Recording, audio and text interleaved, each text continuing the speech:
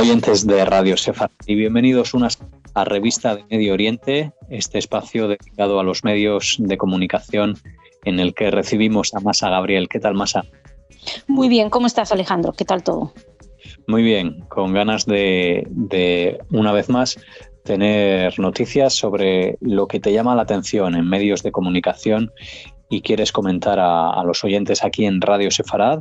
En esta ocasión traes correcciones y también una serie que, bueno, en estos días, estas semanas atrás sobre todo, ha dado mucho que hablar por su éxito.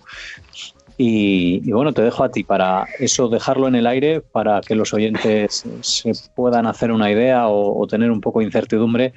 Y empezamos por el tema de las revisiones, de las correcciones. Sí, las correcciones. Quería hablar justamente de las correcciones porque esta semana, en relación a ello, ha habido un par de cosas que me han llamado la atención. Empezamos por la agencia EFE, que es un poco más anecdótico esto de la corrección porque quiero que es un simple comentario. Quiero poner en contexto que a las agencias les cuesta mucho corregir. Bueno, concretamente a las agencias españolas, concretamente con EFE, es muy difícil que corrijan porque el trabajo de la agencia significa que, por ejemplo, tiene una delegación en alguna parte del planeta donde recogen la información, la elaboran y la mandan a todos los suscriptores, que suelen ser los medios. Entonces, por ejemplo, un medio como El País recibe una información de EFE y la publica tal cual. Entonces, claro, un error cometido por la agencia tiene un impacto muy grande porque se ha distribuido por todos lados y es muy difícil conseguir correcciones. Con lo cual, normalmente una corrección suele ser más bien que se lo replantean para la próxima vez. El caso es que, hombre, siempre hay excepciones, también se prepara la noticia, están en previsión, etcétera. Pero bueno, respecto a que veamos la corrección en sí, es muy difícil. Y en ese caso, la agencia EFE, en la información en España, sí corrigió algo, rectificaron y borraron un tuit donde hablaban de la situación de Isa Serra, que había sido condenada a 19 meses y la agencia EFE al principio había dicho que era por parar un desahucio y luego resulta que la situación era más compleja, había habido agresión a la autoridad, etcétera. Con lo cual se corrigieron y lo hicieron abiertamente, lo informaron, cosa que creo que le honra a los medios cuando se equivocan reconocerlo. Pero la agencia EFE precisamente es con la que llevamos muchísimo discutiendo cada vez que hablan de Ahed Tamimi. Siempre dicen que fue a la cárcel por pegar una bofetada a un soldado.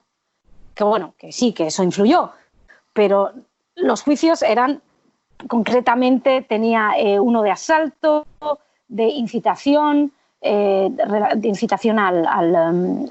terrorismo, concretamente. Es decir, que la situación de Ahed Tamimi no es una niñita de 17 años que le da una bofetada a un soldado, sino que hay mucho más detrás. Y del mismo modo que creo que la agencia EFE correctamente corrige respecto a la situación en España, deberían tener la misma corrección a la hora de hablar de Ahed Tamimi. Veremos qué pasa en el futuro, pero creo que eso es algo que hay que tener en cuenta.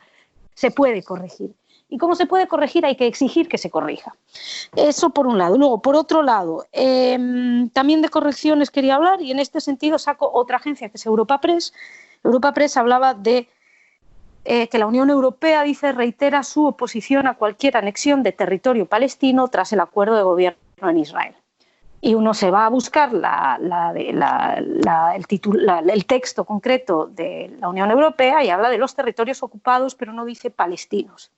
Y yo insisto mucho en este caso porque el léxico aquí es muy importante. Hay un léxico que se nos está dando desde los medios de comunicación en el que nos hablan de territorios palestinos ocupados. Eso es tomar partido. Y yo sé que a mucha gente que me puede escuchar ahora le parece una barbaridad, ¿cómo no van a ser palestinos? No es que no deban serlo, no es que deban serlo, es que no está definido, no hay un estatus. Y en ese sentido, por ejemplo, el New York Times, la Cámara, consiguió ahora hace poco una corrección de New York Times, porque decía que, por ejemplo, leo la corrección, habían hablado de territorios palestinos y luego han corregido, el 20 de abril sacaron una corrección diciendo que, a ver, te lo leo, la tierra está ocupada por Israel, los palestinos la quieren para un futuro Estado, pero no tienen soberanía en ellos. es una corrección, no, perdón, corrección del 22 de abril. La nota era del 20 de abril, 2 días después. El New York Times corrigió. Y esto es clave. Y esto es clave porque nos están dando una información que yo no quiero decir con esto que no deban serlo. Tampoco quiero decir que deban serlos. No hay una toma de partido en esto. Simplemente creo que para poder comprender algo hay que ser lo más correctos posible. Y el lenguaje es esencial. Cada vez que, y esto es una cosa que dicen prácticamente todos los medios, los acuerdos, los famosos acuerdos de Oslo, que todo el mundo aplaudió, casi todo el mundo aplaudió, de hecho dejan clarísimo que el estatus final de los territorios está pendiente de negociaciones entre las partes.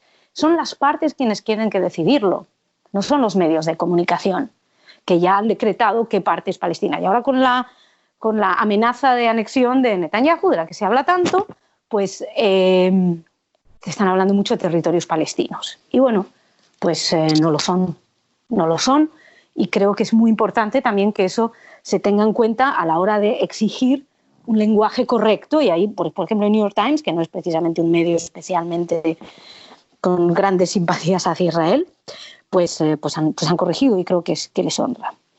Por eso quería mencionar lo de las correcciones en estos medios. Y otro tema al que quería hablar no es de la serie, no es de la serie Unorthodox, ¿cómo se llama?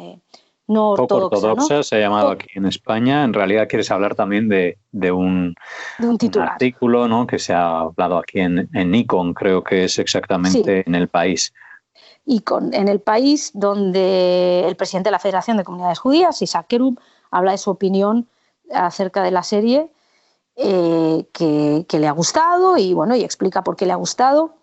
Pero a mí lo que me llama la atención, lo que realmente me llama la atención es el titular, que decía: ¿qué opinan los judíos españoles de Unorthodox?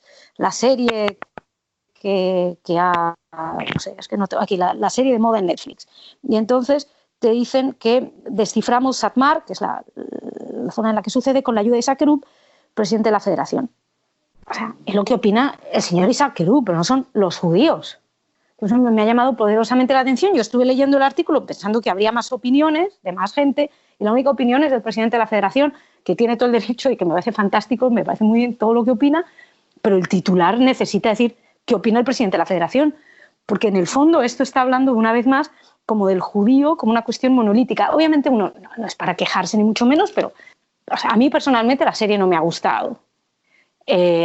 Conozco a bastantes otras personas que tampoco. O sea, no por una cuestión polémica, ni de que muestre mal a los ortodoxos, ni mucho menos, sino, o sea, a mí básicamente no me ha gustado porque me parece que toda la parte de Alemania es un tópico, y es una cosa que bueno, me molestó mucho, teniendo en cuenta que el resto de la serie pues era muy interesante. Pero bueno, que me llama la atención esa uniformización de lo judío, ¿no? Lo que opinan los judíos. Entonces le preguntas a uno y representa a todos. Yo no sé, no se me ocurriría pensar lo que opinan los cristianos de una serie por preguntarle a uno. Y además, desde luego que sí, la visión es interesante, ¿no? Conocer la opinión, ¿no?, del presidente de la Federación de Comunidades Judías de España, para hacerse una idea de en lo que puede estar en contra, a favor, o que ve bien matizado en el tratamiento de la serie. Pero sí es cierto que está mal enfocado el titular, porque sí, no puede representar, no puede representar desde luego a una comunidad tan grande la opinión única de una persona, por mucho que sea el presidente de la Federación. Y algo muy interesante y muy plural, porque hay una cosa que también cuesta mucho en el mundo no judío entender acerca del judaísmo. El judaísmo no es, en el sentido, no es piramidal, no tienes a una gran figura en la cabeza y que va... O sea, hay muchas corrientes, hay muchas opiniones, hay muchas tendencias, y todas son iguales de judías. Es decir, hay muchas líneas. Entonces es muy complicado ese concepto, a veces entender ese concepto, ¿no? Por ejemplo, pues el catolicismo tienes el Papa, que bueno, que pueden estar de acuerdo o en desacuerdo, pero quieras que no, es la figura, ¿no? Es máxima en ese sentido. En el judaísmo no existe. Tienes un gran rabino, pero bueno, pues tienes otros que opinan diferente. Entonces, que de hecho es el debate y la discusión es la base, ¿no? Y tienes el Talmud con todas las discusiones. Entonces me llaman poderosamente la atención esa simplificación en una persona, que me parece fantástico, que además dice unas cosas muy interesantes, por supuesto. Bueno, a algunos le parecerán interesantes, a otros no, pero es el titular lo que me llama la atención. El buscar en un judío la voz de todos. Y eso creo que es un problema de concepto y de comprensión general. Sí, porque precisamente en Radio Sefarad, al menos desde el tiempo en que yo formo parte del equipo técnico, sí que uno entiende que el judaísmo se vive de maneras muy diferentes y precisamente eso es lo que tratamos de fomentar y de abrir, ¿no?, a quien no conozca el judaísmo, de ver las diferentes maneras en que se vive y este titular, desde luego, unifica algo que va en contra de precisamente todo lo que nosotros tratamos de difundir, cada colaborador, ¿no?, desde su punto de vista, y evidentemente muchas personas que han pasado y han sido entrevistadas tanto en el estudio como telefónicamente, que han contado su manera de vivir el judaísmo, o no siendo judías, cuál ha sido su relación con él, ¿no? Y las hay muchas, muy diferentes y muy variadas. Sí, que bueno, que no deja de ser, que es una queja un poco anecdótica. Me parece maravilloso que se le dé voz al presidente y que se le pregunte qué opina, como bien decías, ¿no? Para que una voz que sabe de lo que habla y a ver qué es lo que opina. Perfecto. Pero ¿qué opinan los judíos? Preguntarle a uno pues es un poquito... Muy bien, pues con esa aclaración y con esa mención al titular de esta entrevista, casi se podría decir, acerca de Unorthodox, de esta serie de poco ortodoxa, nos despedimos, Masa, y a los oyentes les invitamos a visitar la página web www.revistamo.org. Hasta la próxima a los oyentes y a ti, Masa. Gracias. Muchas gracias, Alejandro.